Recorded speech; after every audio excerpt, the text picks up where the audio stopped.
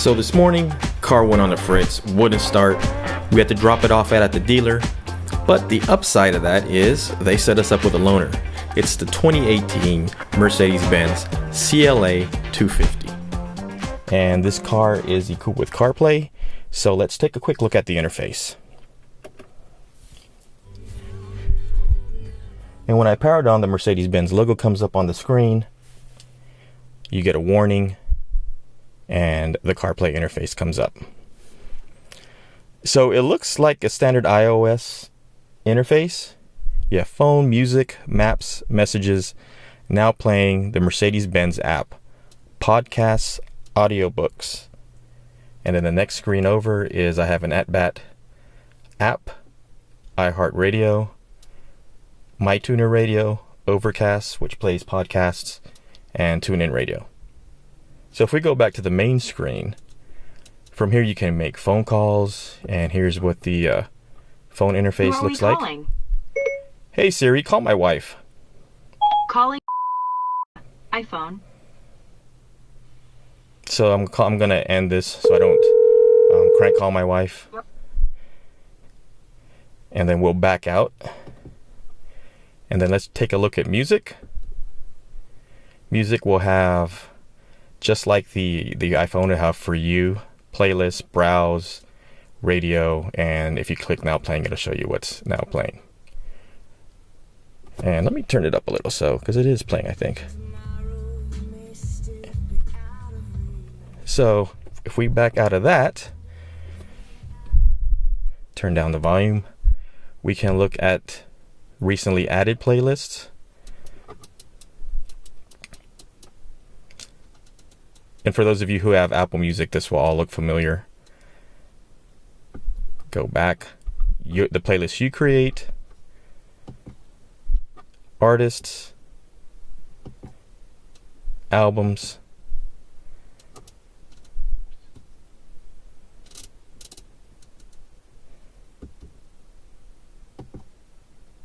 songs, genres, and download music on the phone. And since I have Apple CarPlay, I can go ahead and hit browse, and it'll give me a selection of new releases, top songs. I keep hitting the wrong button, sorry about that. So top songs, top albums, Apple Editors playlists, and then radio will give us, you can choose from Beats One, and all the radios either you've made or radios that Apple has. So we'll go back to the home screen, and then there's maps.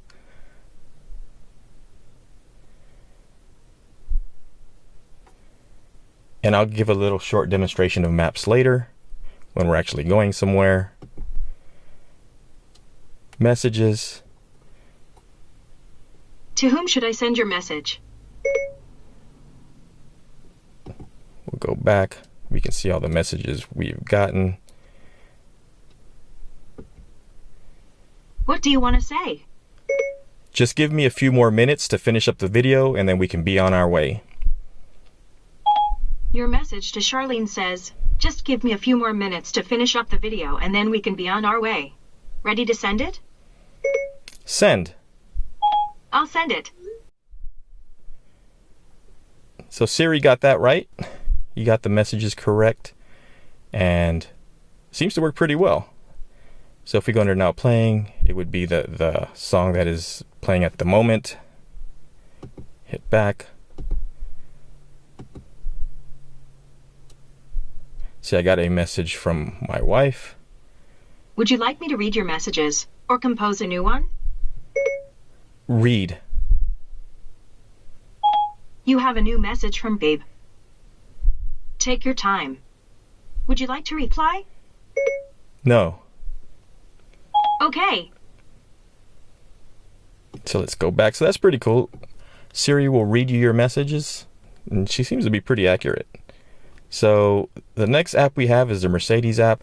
The default Mercedes UI for the car. Yeah, Apple CarPlay, vehicle, radio.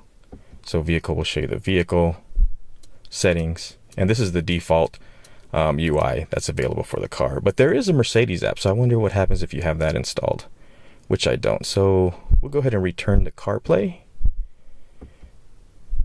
and podcasts. And I have a few podcasts here. I mostly use another app for my podcast, so I may not have too many here right now in the podcast apps. Audiobooks, so you can listen to audiobooks during your trips. Seems to be looking for it. You know, I'm not sure I have any audiobooks on this phone. Yeah, I don't have any audiobooks on this phone. So let's go ahead and back out of that. Let's go to the next screen. At BAT, iHeartRadio, MyTuner Radio, and Overcast. And Overcast is what I use for podcasts. So here we can see the interface for this, and you can show all your podcasts.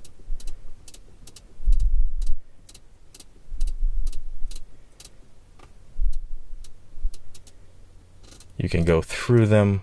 See, I was recently listening to, what was I listening to? Heavyweight from Gimlet Media, and it lists all of them. So you go back. So your app layout will be different from mine because you may have different apps that are installed for CarPlay that I don't have. The interface seems to be pretty robust. I do wish Mercedes-Benz had a touchscreen, but then they'd have to re-engineer the dash to bring the screen closer to you. Right now it's far, and that's why they have a separate controller that's down on near the armrest in the center console. And it's a dial and buttons to go back, and a button that you can, and the dial that you can depress to select, and then a back button.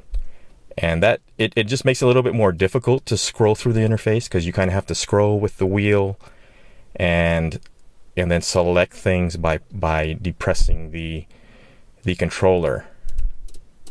If it was a touchscreen, it would be much easier. And I'm sure there are a few cars with a touchscreen. I believe the Hondas have a touchscreen, and I think either Hyundai or Kia may have a touchscreen as well. And I think that would make for a more dynamic user experience, because then it would just be like your iOS device. Siri integration works really well in Apple CarPlay. Hey Siri, play Beats 1 radio. Now playing Beats 1.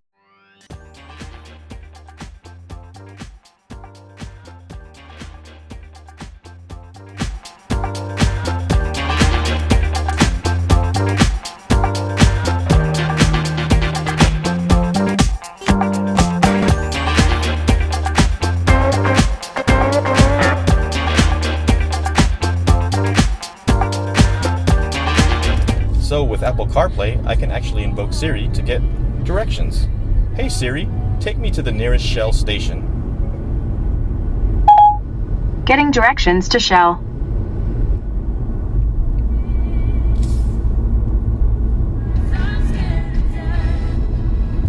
Starting route to Shell. In 500 feet, turn left onto Holland Road. And as you can see, it's the standard Apple Maps interface right on your vehicle's screen.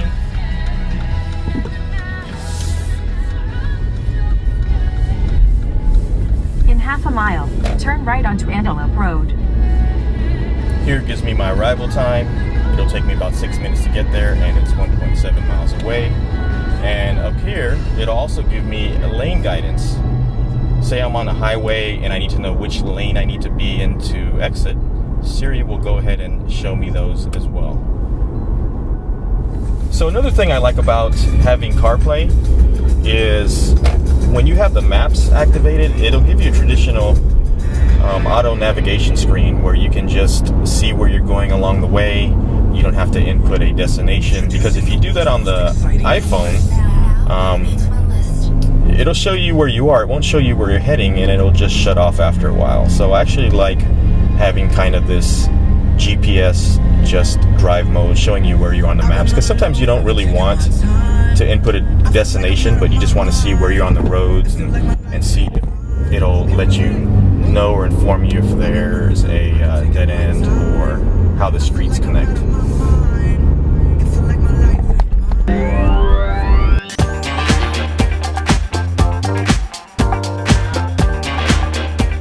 And with Siri, I can also control my HomeKit devices. Hey Siri, turn on the family room lights. Okay, the family room dimmer is on.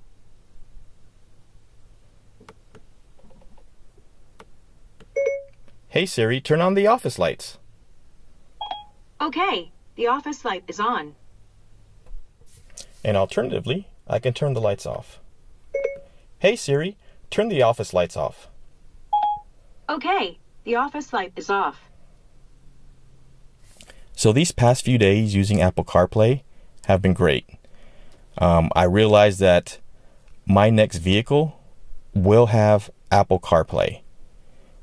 It's come down to the point where it is a deal breaker now. And if there are any car manufacturers who are watching that don't have Apple CarPlay integration in their vehicles, you really need to add it now, because I'm pretty sure I'm not the only consumer who wants this.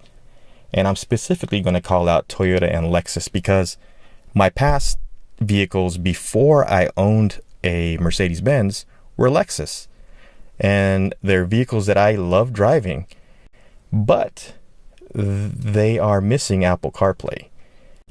So Toyota, if you're listening, add Apple CarPlay integration now. Users want it. I know I want it, and I would love for your vehicles to be on my short list of vehicles when I go to purchase one, and that's going to be within the next year or two. So that's it for this episode. If you thought any of this was useful or you want to see more, please like this video and subscribe. And until the next episode, this has been HomeKit Sweet Home.